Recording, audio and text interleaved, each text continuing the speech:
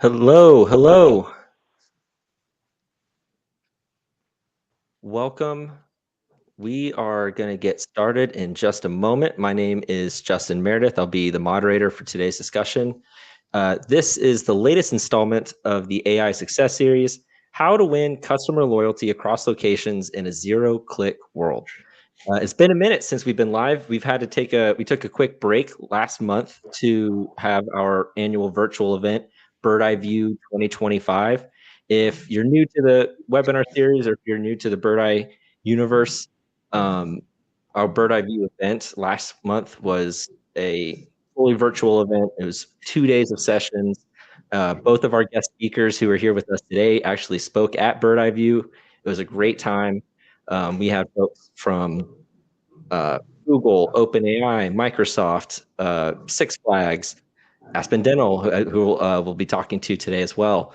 But we had a lot of folks there, and it was a great time. But a lot has changed in just the last month. So let's go ahead and get started. But before we do, I want to give folks just a couple of minutes to join in.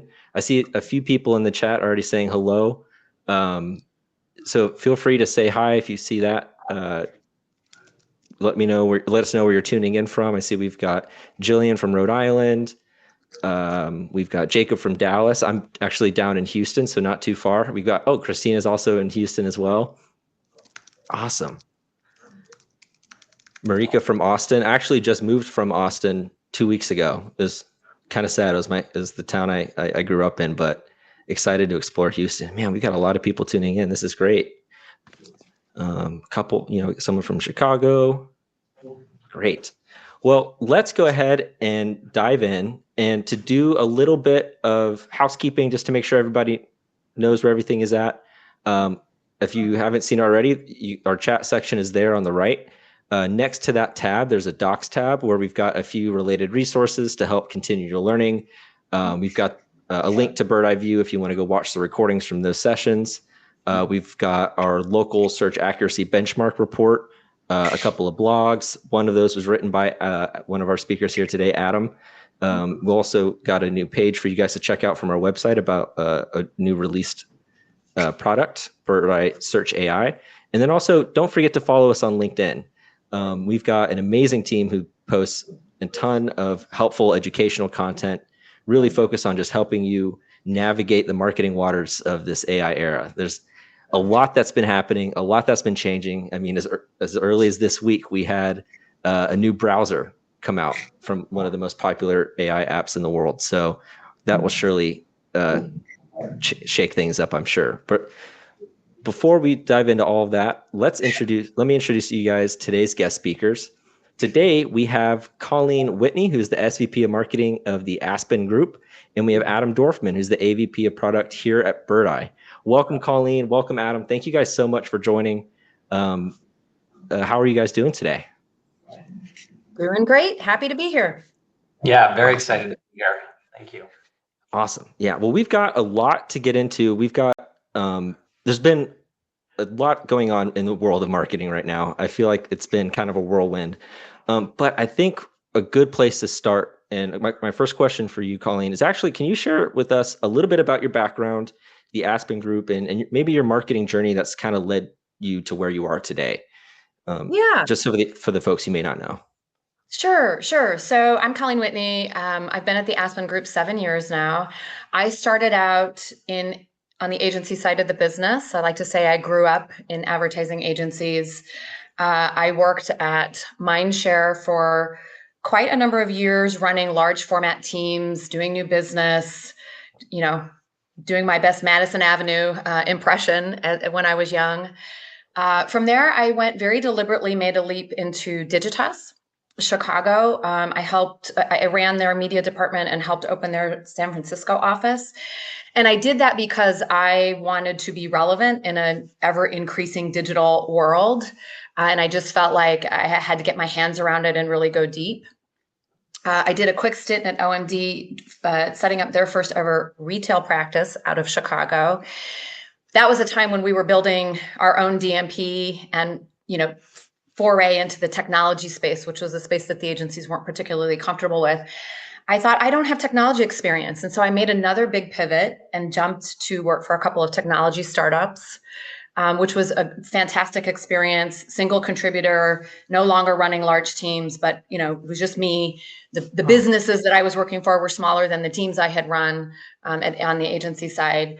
Learned a ton, but it wasn't where my passion was. I wanted to get back to marketing. And so I came to my first client-side job at the Aspen Group at a time when Aspen Dental was struggling. Their demand generation engine was not working the way that it needed to work to continue to grow the business. And so I had a really interesting job of revamping media analytics, hiring new agencies, and getting that back on track. And over the last 7 years, I worked across all of our retail brands. We have 5 of them, retail healthcare brands, and continue to have the opportunity in this ever-changing space to solve really interesting challenges for patients. And so that's why I'm still here. That's awesome. And across those 5 brands, how many locations is under that umbrella? About 1,500. Oh, okay. So you're dealing with a massive scale. Adam, could you tell us a little bit about your experience and maybe your marketing journey and kind of what's led you to here? Yeah. It's great hearing yours, Colleen. Adam Dorfman, I'm an AVP of product here at Birdeye. My marketing journey is different. I come from a SEO background. In 2006, I was working in-house at a lot of large startups in Chicago, like Orbitz and digital marketing agencies and so on. Before starting my own local search company in 2006. Saw that through, sold it, and have been at Birdeye, just to cut through everything, have been cut to the chase, have been at Birdeye for the last 6 months and really focused on a few things. Local search in particular, of course, which includes listings and AI search right now. Super excited to be here. I have to say, as a longtime SEO, this is probably the most excited I've been about SEO in a decade, at least, in terms of what's happening. There's a lot of new stuff for once and a lot of opportunity here for everybody on this call, including us. Yeah, that's amazing. Yeah, and it really is an exciting time. And just in terms of the changes that are happening and the rate of changes that they're happening at, it seems to be moving extremely fast, which can be a little scary, but also it's exciting at the same time. Yes. In relation to those changes, Colleen, with your experience from the agencies, to where you've been with Aspen for the last 7 years, maybe in the last, maybe right before AI, maybe during COVID, there was also some experience changes that happened with that. But how have you seen customer patient expectations and that patient experience, customer experience evolve over the last few years? Yeah, we have seen just an enormous change in what patients expect from their healthcare providers. If you think about historically, the way that healthcare has operated, it's been provider first. It's on the provider's terms. It's when the provider's available, where they're available. The information systems are clunky. The forms are clunky. It has not been patient first. But coming out of a global health pandemic and into an era of, digitization of everything, patients behave like retail consumers. They no longer have patience for it to be on a provider's terms. And so we see patients really coming to us with an expectation of transparency, convenience, speed. When we talk to patients, and we do quite a bit of insight work to understand where they're at, 75 to 80% of patients are saying they want quicker reaction and more transparency from their healthcare providers compared to just a couple of years ago. And so we have to be ready to behave more like a retailer, meet patients where they're at, whether that's online, whether that's in our call centers, whether that's through AI-driven tools, social, whatever the case may be, we have got to be prepared to meet them where they are. They're not just going to come to us any longer. Yeah, and it feels like you said, it does feel like they're starting to behave more in that like a retail consumer in a way, where it's much quicker. They've got a lot of options in terms of just what's around them and the ability to easily search and look around. I'm curious from the audience in terms of what industries you guys are focused in. Are are, with Colleen here in the dental industry, and with her background in agencies and Adam's experience, we're going to try to adhere to all different types of industries. Like Lisa's in legal, we've got mortgage loan. Yeah. So, I mean, and that's the thing, is that these changes are affecting every industry in every way. So with all of this happening, with so many competitors entering the space, it seems like loyalty can be a little bit more difficult to obtain. I mean, and it feels like that's also one of the most important things you can really have right now, is if you can keep the current customers and patients that you have, the easier it is to, to move forward, and you can keep, that revenue coming in. How has that been in terms of loyalty? How important, or what's kind of your process for ensuring you keep that loyalty, and maybe it's through the experience, like how do you try to drive that? Yeah, I think loyalty is harder than ever in our space, and we are retail dentistry. My primary focus is our retail or our dental category within all of our brands. But if you think about it, we have the benefit and leverage of a national brand, Aspen Dental, Clear Choice Dental Implant Centers. But our largest competition is not retail dentistry. It's a mom and pop dentist. It's the dentist that you've been going to in your town, for as long as you can remember. And then from a retail dentistry perspective, the competition is exploding. PE-backed investment has exploded in dentistry in the last couple of years. And so we're really fighting on both ends of the spectrum. Mom and pop dentists, with the corner location, but also, retail dentists with large, well-known brands like ours. And so we sit in the middle of that, and it's super important. In our category, patients can delay care for a long time. They can be in pain, they can deprioritize self-care, but when they finally decide to make a decision to go in and get their need taken care of, whatever that need happens to be, the decision window shrinks to like days, if not even hours. When they're ready, when they've gotten over whatever the hump is, they're fearful, they can't afford it, they're embarrassed, they haven't been able to take the time off work, whatever the thing is that's kept them out. Once they solve that problem, they want care right now. And so loyalty for us, is about operating at both ends of that spectrum that I was describing, leveraging the national brand, but making sure that national brand doesn't seem too corporate. It is that it is empathetic, that we are meeting them where they are, that we're putting our providers first in terms and putting them out there because they're community members in their own right. And so it's always about balancing the scale and the power and the benefit of a strong national brand with that localization, personalization, and certainly reviews and ratings are a key part of that. Like we are actively working on ratings and reviews all the time because it's a key metric to that loyalty equation as well. Yeah, giving that mom and pop level of attention to each patient at a retail level. And we were, as you were talking about with these evolving expectations of increased transparency and speed, I feel like that doesn't just apply to dental and healthcare. That applies to every industry. But from a search perspective, how are these expectations showing up in the way people search, or maybe they interact with ChatGPT, Perplexity? Is there, a change in that kind of search behavior that you're seeing as well? Yeah. And what Colleen was speaking about rings very true for every industry that we have on the Birdeye platform, which is for the longest time when it came to search, it was how do I make sure that I'm showing up in Google Maps and Google Organic? That was 90% of the battle. And if you were doing that and you had the data, it didn't matter what Google thought about your site, you just needed to be visible. Just need to have that link there, whether it's in Maps or whatever.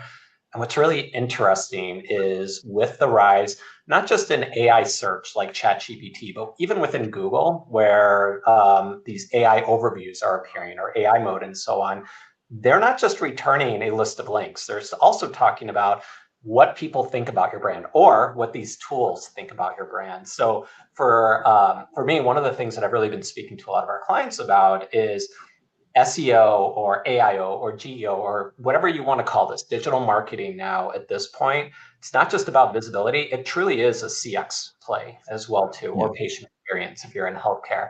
And if you aren't managing that and giving that experience that patients want to see or your customers want to see so that they are talking about that experience within reviews or surveys or blog posts, if you aren't also sharing that properly within your website and all of your owned assets as well too, you're really missing out on an opportunity to make the right impression when your business does potentially come up in this new search environment.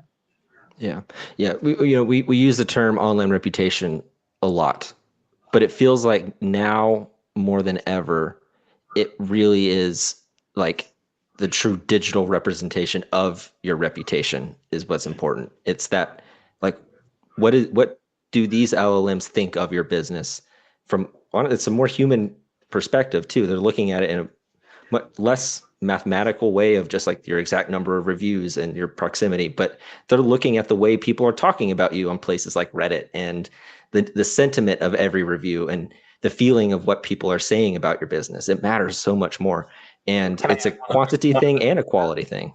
Yeah, can I add one more thing to that? Yeah. Not just what people are saying about your business, but how you're interacting with them. So as an example, responding to reviews before 3 years ago, if you're responding to all of your reviews, even if it was like, I hope you had a great experience to a 5-star review, that was enough. Today, I don't think that's enough. Today, you need to, if you have a brand voice, whether that's folky or whether that's crisp and professional or edgy or whatever, if you aren't communicating the way that you want your brand to be, and this applies to enterprise businesses like Colleen has, but also all the way down to small businesses, it's so incredibly important to be projecting what it is, who you are as a business, consistently and authentically everywhere that you're posting.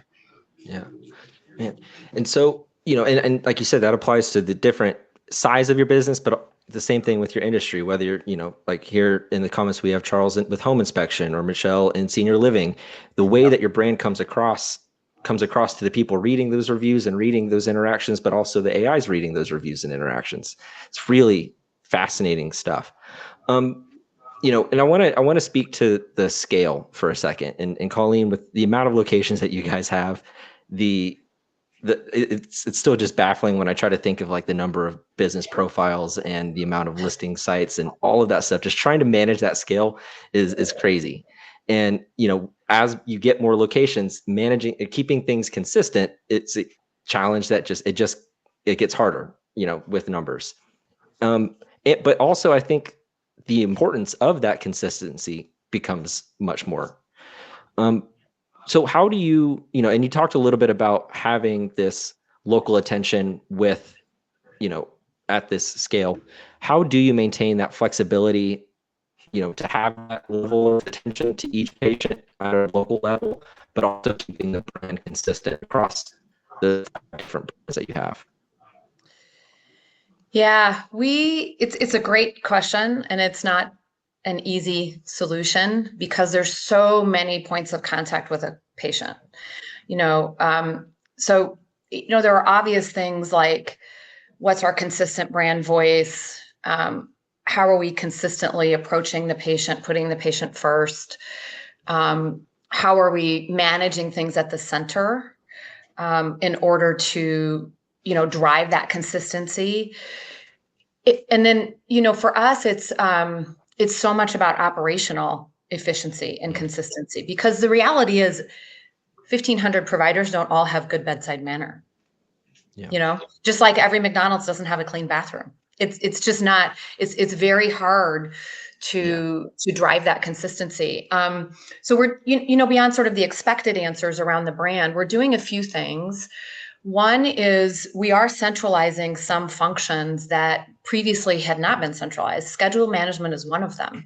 So previously the doctors and the clinics, the staff in the clinics were managing their own schedules, deciding how long a doctor might want to spend with a patient. We are managing that at the center now.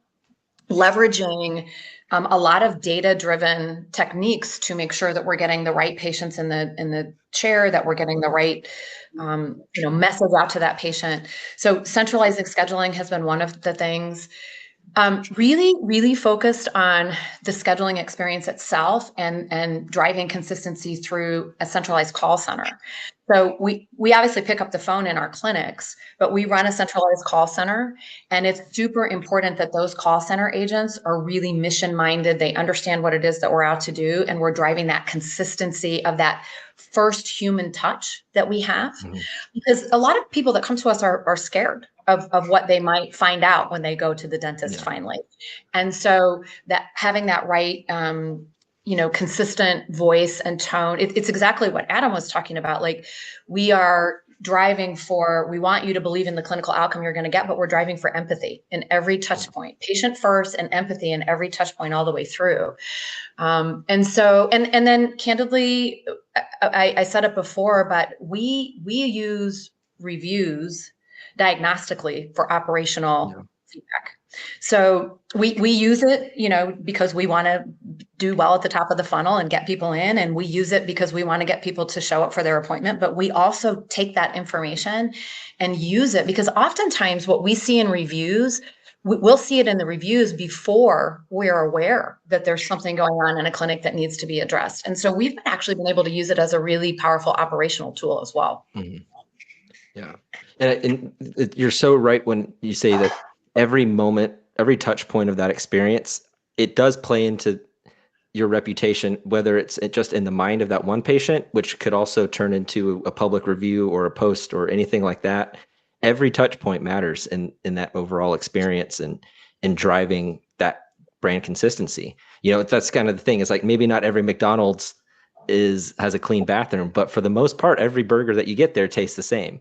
Yeah. And there's certain things that are consistent that you can go there and what to expect, and having a great experience and to be able to trust the healthcare providers from a brand is really important.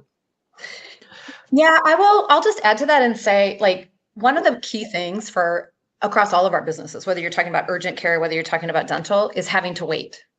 Mm-hmm. Patients don't want to wait. It's back to what I said. They expect fast results. They expect fast service. They want to, it's like a retail transaction to them. And one of the key things that patients will give feedback on is having to wait to find out when their appointment's going to be. So from a scheduling perspective, if they're getting into the website or they're having to wait for a call center agent to pick up, we lose them. That one touch point we will lose. And what we find is that, 80% of patients that schedule online will say that if they have to wait, they give up. It influences their choice of a provider. We were in a situation where our latency in our scheduler was 20 seconds. We had and so, you have to fix that. That is a touch point that seems so functional in the healthcare space, but, only 25% of patients will rate that scheduling experience as good, even though 80 will tell you that it influences who they choose. 80% tell you that it influences who they choose. And so just as a single touch point, and they're all influential in that way. That's crazy. Wow. I'm curious from the audience as well, in terms of the challenges of creating that consistent experience, whether it is with scheduling, if you're in one of these industries, and if you have any questions, or if you have any questions from the audience for our speakers, feel free to drop those in the chat. We're going to answer those throughout the conversation. We don't necessarily have a Q&A section at the end, but we want to bring you guys into the conversation. So if you have any questions, just throw them out there and we'll touch them. But you did talk a little bit about your reputation or reviews and how you use those operationally. Adam, from that search perspective, like you said, the reviews matter, the way you interact matters. But can you dig maybe a little bit deeper into, how this actually works when it comes to these search engines, whether maybe it's the difference from how traditional SEO or Google would do it versus ChatGPT Search? Is there, a growing importance or a difference in how it's being looked at? Definitely. Reviews matter a lot. So I'm going to talk about this with traditional local search, and then I'll talk about reviews as it relates to AI search. We recently, very recently, I just saw the initial set of results late last week, ran a correlation study where we took all the businesses on our platform, so hundreds of thousands of them, and looked at about 200 different factors related to their Google business profile information. So things like, do they have a business description? Do they have one photo? Do they have 3 photos? Do they exist within the city that they're targeting, et cetera, et cetera. Review, recency. So the factor, have they had a review in the last 3 days, was the #1 factor that was most highly correlated with having more click to calls, click to websites, click to driving directions, the primary factors we were correlating that against. So when it comes to Google Maps, and it's important to remember that for every search that happens on ChatGPT or Perplexity or even Gemini, there's hundreds happening on Google still. For those searches, reviews matter more than ever. It is by far the highest correlation out of any ranking signal that I can see that we have access to data to. Across industries too. It was like consistent across. And that's the review recency. That's a big. Like the next ones, review volume, ratings, sentiment, all reviews. 5 of the top 10 signals were review related in terms of highest correlation. Doesn't mean that the others weren't correlated. I'm just saying the strongest correlation signals, 5 of the top 10 were review oriented. So from a traditional search perspective, they matter quite a bit. From a search, AI search perspective, an LLM perspective, they also matter quite a bit. And I know Colleen's like smiling and nodding. We both see, anybody that's spending time in those, we see reviews being referenced all the times when prompts are given to these LLMs and responses are generated. So review data is certainly being indexed, crawled, whether legally or not. There's a lot of cases out in the courts right now with people crying foul over some of these LLMs being overly aggressive, grabbing all these things. Regardless, they are being utilized. So the information within the reviews being left is certainly impacting how your business is being perceived and shared when your customers or patients are doing searches on Perplexity, ChatGPT, and so on as well too. Yeah, I'll add a stat from our side that got a little bit of eyebrow raising the last time I had the pleasure of talking with you, Justin, and that is we have been able to correlate reviews also to our business results. I mean, we see it as not a vanity metric at all. We see it as a business and growth driver, or the opposite, a stopper, deaccelerating growth. We have been able to correlate every 1/10 of a point in a rating to, in traditional search, our results dropping 2 to 3 positions in the SERP. So if you've got you've got a doctor who thinks I've got a 4.6, that's pretty good. But if you have, and your tools have helped us show this, if we can map that, all the local dentists in your neighborhood are at a 4.7 or a 4.8 or a 4.9, and you're sitting at a 4.6, your search results are not going to be what you hope. You're going to spend more in the top of the funnel on acquisition and not get the results that you want. So it's really been eye-opening for us to be able to talk with some of our providers about the criticality of this.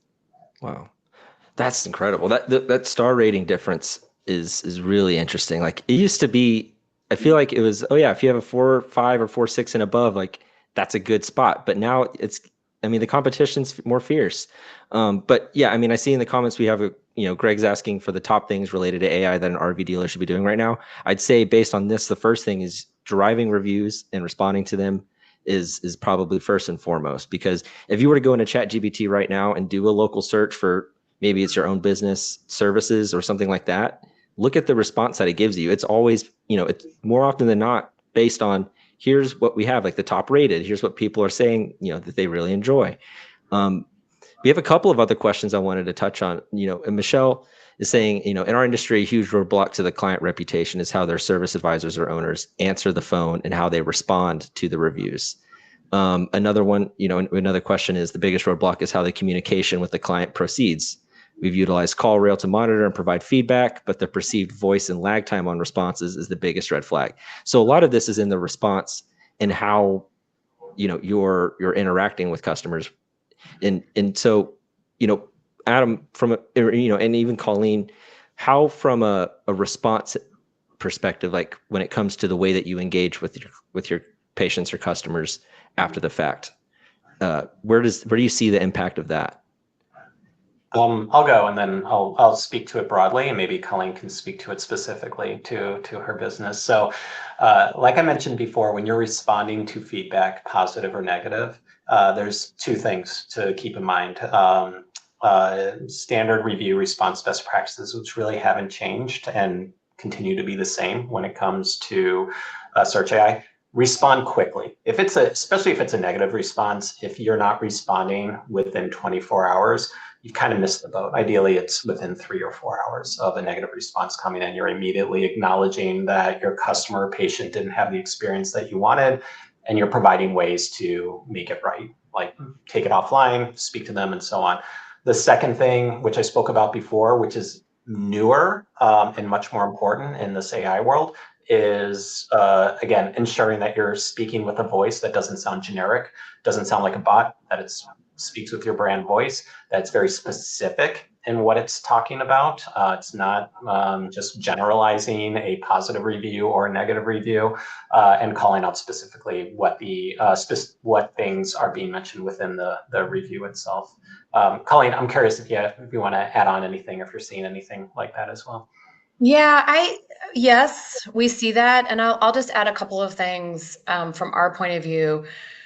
One is, we traditionally have sort of thought about review response as part of a customer care, part of our business, siloed from paid marketing and acquisition driving activities. And we have had to bring those together in a much more cohesive and collaborative way, because one of the things we see is when we pump up our paid activities in social platforms and other places, it does generate more response in commentary, ratings, reviews, and other things. So we're constantly making sure that we're aligning the various activities and the various touch points, which sounds really basic, but is not something we were doing previously. And we got ourselves into a little bit of trouble by not being responsive enough as a result of that. The other thing I would say is we are actually leveraging AI to help us, because we have a pretty small team, customer care team, given the size of our location portfolio. But we have built tools that are actually scraping commentary, categorizing that commentary, making suggestions about what you might respond, but then giving that to a human team to go through and be able to quickly parse out the things they need to get to and prioritize from a response perspective and give it that human touch. So we've used tools to accelerate our time to response, but we 100% agree that it's got to feel authentic. It's got to be empathetic, and particularly in healthcare, because, when somebody's complaining about an experience they've had with a healthcare procedure or with a doctor or with a front desk, whoever it is, it's a very personal experience that they've had. And so we 100% agree with your position that the sentiment and the tone have to be right in order for it to be effective as well. Yeah, one of the things that I've noticed over the last 3 or 4 years, it feels like, when speaking with marketing leaders like yourself at large organizations, is how much overlap and how much you're having to work directly with patient experience team or customer experience team and so on. I mean, those two things, if you're not putting them hand in hand, you're not going to have the outcomes that you want from a business standpoint. I mean, that almost goes without saying now, but it's been a gradual but accelerating shift, it feels like. Well, and I think it goes back to where I started, which is patient expectations are different, and patients have to be at the center of everything that we're doing. We have to be a very patient-led organization. And if we're not listening to what the customer care team is hearing, if we're not listening to what we're surfacing through, ratings and reviews, the voice of of the patient, that's not patient first. And so, we really think about being able to leverage what we're hearing and being able to respond effectively to what we're hearing is sort of empathy at scale. These tools have been just critical for our ability to be able to connect the dots in the way that you're describing. Yeah. So let's, and we've been touching on it, but I've seen a few of these questions pop up about, essentially it's how do I show up in ChatGPT search? How do I show up in these AI overviews? And we've talked a little bit about the factors that these LLMs and these models are actually looking at when it comes to what they're evaluating when it comes to your reviews. But we did get a question that I thought was interesting from Danielle. And she was saying, in my recent customer journey mapping experience with ChatGPT, it's told me that it can't reliably fetch Google search, Google Maps pages. So it pulls reviews from other directories. If ChatGPT can't fetch these reviews, how can the reviews be correlated to showing up in its answers? Adam, I have a couple of thoughts, but I want to hear what you think about this first. Yeah. So let me be clear. The correlation study that I ran was the amount of reviews and how performance on Google Maps, click to calls, click to driving directions. It was not. We have not yet. There's one in progress. But we have not yet finished or run or published any study related to amount of reviews and visibility within ChatGPT and other AI search engines like that. What I would say, though, is just because ChatGPT isn't officially supposedly able to access Google reviews, it does not mean that they aren't in one way or another accessing at least some of your Google reviews, because those Google reviews are being published in not just on Google, but you might be streaming them onto your website. Other places might be publishing them. So and they're bots, who knows, maybe they are, maybe they aren't actually getting to those reviews in one way or another. So we don't know. But yeah, it's clear that they are referencing Google reviews. I have many screenshots of examples where they're quoting a review that was left on Google. So in one way or another, they're getting to them. Yeah, and I think it also speaks to a wider point that it's not even just Google reviews that businesses should be thinking about. It's the expanse of your reach online from other directories and reviews on these other sites and yeah, and beyond Google. Yeah, so you had said earlier reviews, start with reviews to show up.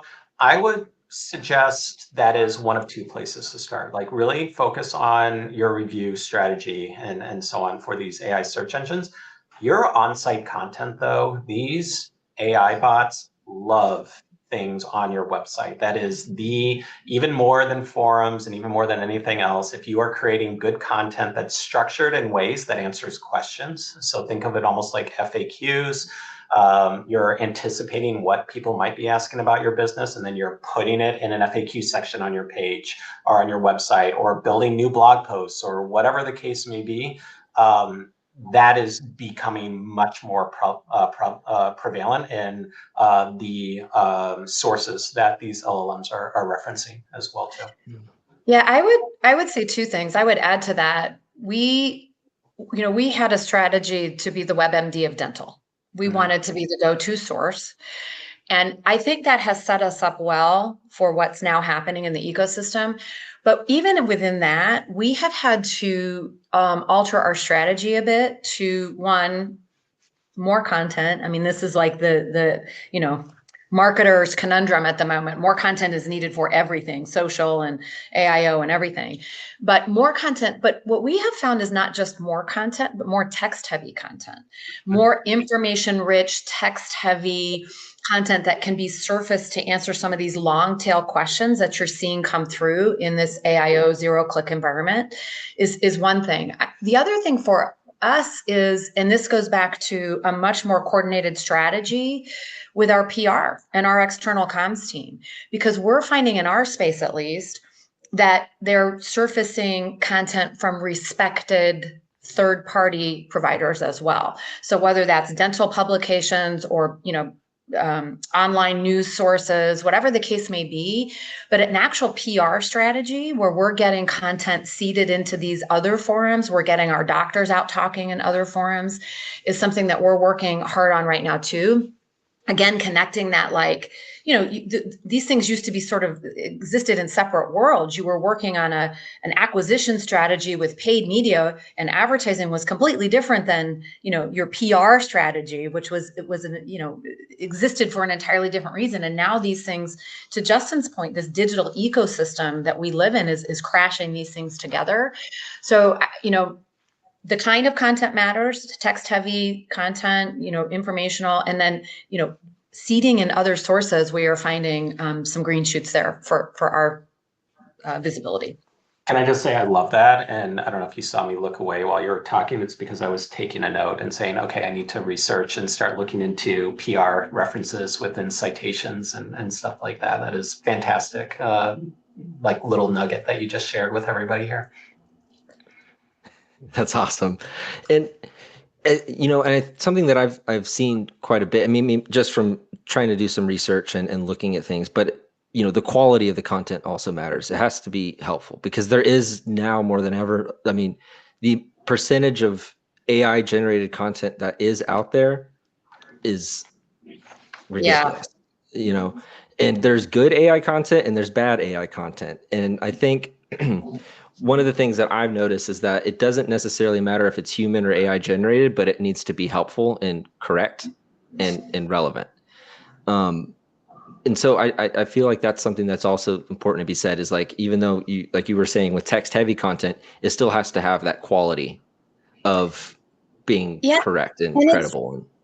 It's not easy. I mean, I think as marketers, we've been talking about the dearth of content and the need for content across the ecosystem. Social, is a key driver of that. But and if you work in a category like mine, which is heavily compliant, we have to be compliant.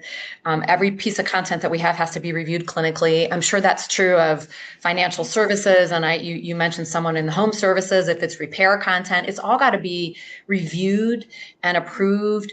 It's not easy to do, and it takes investment. And we are, as part of our 2026 strategies, absolutely having conversations about resourcing and investing in this as a key. It's not a nice to have. We have to have it, or otherwise we're not going to win in the ecosystem that we're operating in today. But it's not easy to do in any stretch of the imagination across many categories, probably every category. It's hard to do. Yeah. And so one of the things that we've been seeing, and I think the reason why people are wanting to know how to show up on ChatGPT Search and in these AI overviews is because there is a change in the web traffic. People may be seeing fewer clicks to the website, these 0-click searches, as we call them. Are you seeing this, Colleen? And what exactly is your thought process and approach to it? We are seeing it. The conversation about traffic to the site, sessions to the site, clicks is real. The immense change that has happened just within the last few months is real for our business. Clicks are definitely down. I just saw some information from my agency this morning that in one of our most important categories, which is dental implants, within Google, searchers are down 20 to 30% just since September. Wow. And that's not, more than we would expect. We do have some seasonality, believe it or not, to the dental business.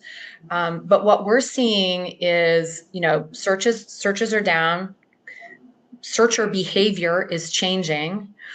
And so we can't look at the old KPIs in the way that we used to. We can't just look at sessions to the site, traffic to the site, and compare it to where we were a year ago. It's an apples and oranges conversation at this point. It just doesn't tell the story.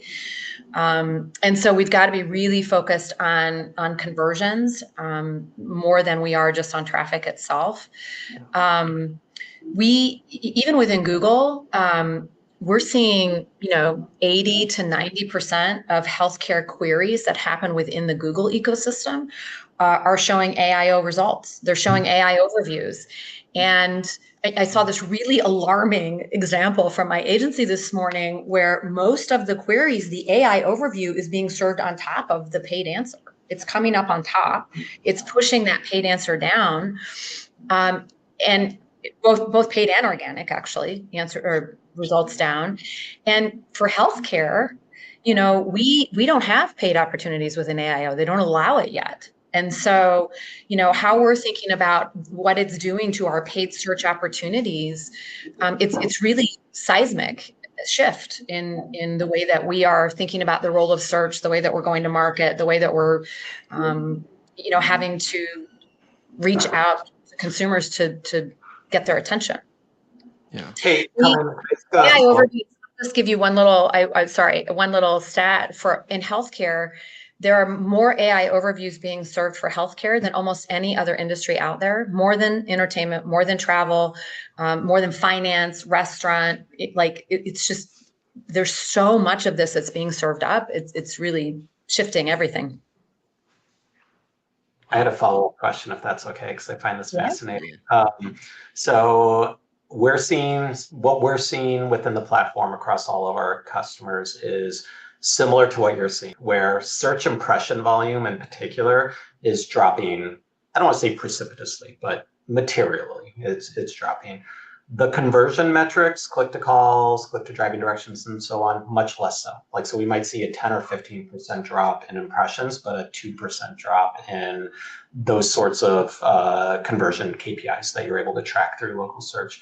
I'm curious, from your perspective, what are you seeing from a business performance standpoint? And granted, there's macroeconomic trends going on right now and yada, yada, yada.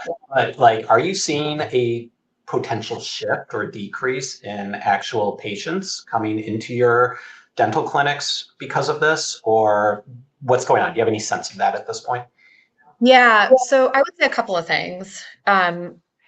One is we're seeing the same from a conversion perspective. So, it's changed the consumer behavior from a hunt and a peck.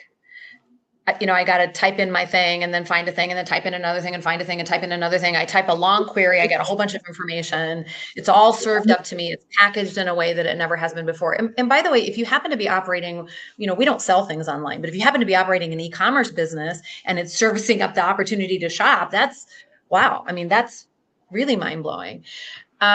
So we're seeing the same as the conversion metrics that you talked about, the same sort of impact. For us as a business, candidly, we've been too over reliant on paid search.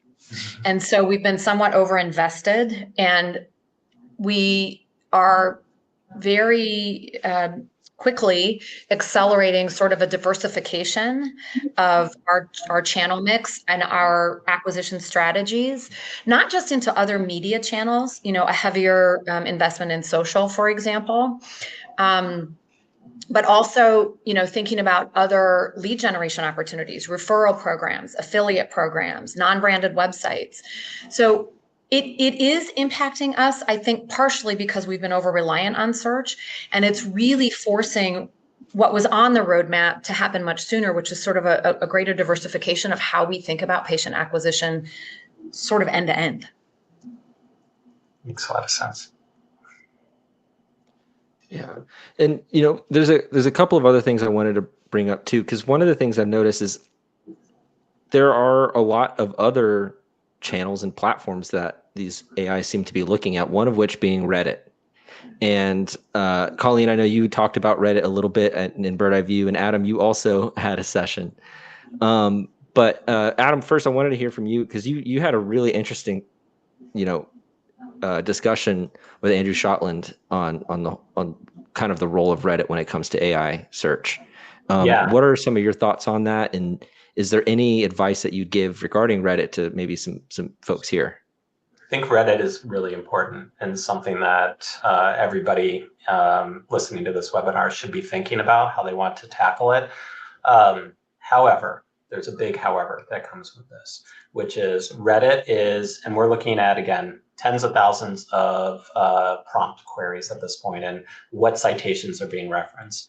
If it is top of funnel, let's use Colleen as an example, am I a good candidate for Invisalign? Reddit is referenced all the time. It is really over-indexed in many ways. It's starting to be pulled back some, but still, these LLMs love Reddit for those sorts of queries. The minute that the query shifts to what are the top 10 dental clinics in Chicago that offer Invisalign, Reddit disappears as a citation source. Mm-hmm. So Reddit is not going to, it's going to be very important depending where in the funnel your customer or patients are. but it's not, especially as you get lower in the funnel, it becomes less and less important as far as these LLMs are concerned, based on all the data that we've seen so far. Could change. interesting. There's a lot of things in flight right now. That is interesting. Yeah. Yeah, we avoided Reddit like many marketers because it was a scary place. And our thought was, again, going back to the idea of connecting sort of what we're responding to online, customer care, what's going to be said about us. If we didn't have sort of the organic resources to monitor and respond appropriately, we were just sort of scared to go there. But the reality is the conversations are happening, whether we're there or not. And from our point of view, it is a large source of training data for the AI models. It's, whether it's ChatGPT, Perplexity, other things, they're surfacing Reddit content for sure. And so we have had to, that's one of the things we've done quickly in the last couple of months is develop a Reddit strategy. Because, like many other things in this AI world, it's sort of shining a light on some of these things that we wanted to pretend weren't there before. And it's just, that's not a successful strategy going forward. I think that's great that you're moving forward with this. Reddit is one of the hardest things to do as a marketer because authenticity matters so much. People will look at your post history, and if you're commenting, if 100% or 90% of your comments are about your business and you promoting your business, you're going to get downvoted pretty quickly. So trying to figure out how best to do that, and there's ways to do that. I'm sure Colleen has already figured some of that stuff out, but getting that authenticity in there is really important as you're doing it. So this is me saying, think about Reddit. Make sure you're meeting Reddit where they're at, not where you want your business to be, because it's not going to be successful. Yeah, that's exactly like what Kate Trent said. Can you expand on that Reddit strategy? How do you respond without coming across like Big Brother? And that's exactly what you were saying. Is like if they look at your post history and it's all the same thing, then they're going to know that. And before we jump into the last thing, I wanted to go back to a couple of questions regarding Yelp, because we've talked a lot about Google. We've talked a lot about the site, your website content. Where does Yelp fall in this? I know, like, with them being the default review source on Apple Maps, that's a major piece for a lot of iPhone users. Where does Yelp fall within your strategy, Adam? What are your thoughts when it comes to these? Whether it's organic or traditional SEO, and now with AI, AIO, where does Yelp fall within that realm? Yeah, Yelp hasn't really shifted that much in terms of importance from my perspective. Depending on the industry that you're in, it ranges from being super important to pretty important.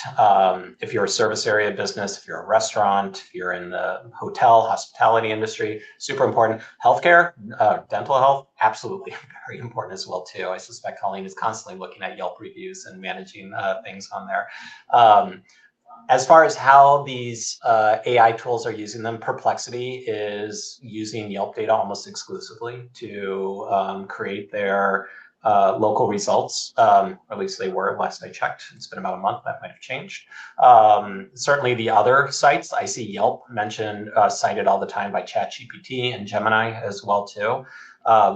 Interesting with the search AI sites, it feels like they're referencing your actual business profiles less, and referencing those top 10 lists that Yelp auto creates a lot more. So top 10 dental clinics in my area, top 10 sushi restaurants in Bucktown, Chicago, whatever. You'll see those being referenced and utilized when crafting when the LLMs are crafting their own responses. So something to be aware of. If you can influence yourself getting in there, definitely worth making the effort for. Colleen, not sure if you have anything to add to that. No, but I just took a note. Nope. That's great. That's awesome. That's awesome. So I know we've got about 7 minutes left, 6, and I wanted to touch real quickly on one thing, just because it's so new and relevant. It happened this week, and I mean, because of that, there's no hard claims you can make. I haven't had a chance to download it yet, but maybe because you mentioned Perplexity, Adam, they've got Perplexity Comet, and now you've got ChatGPT Atlas, and now we're starting to see a rise. I mean, they're so new, and Google is still the king of browsers and everything. So I'm not making a claim of like Google is dead. It's now ChatGPT Atlas time. Nothing like that.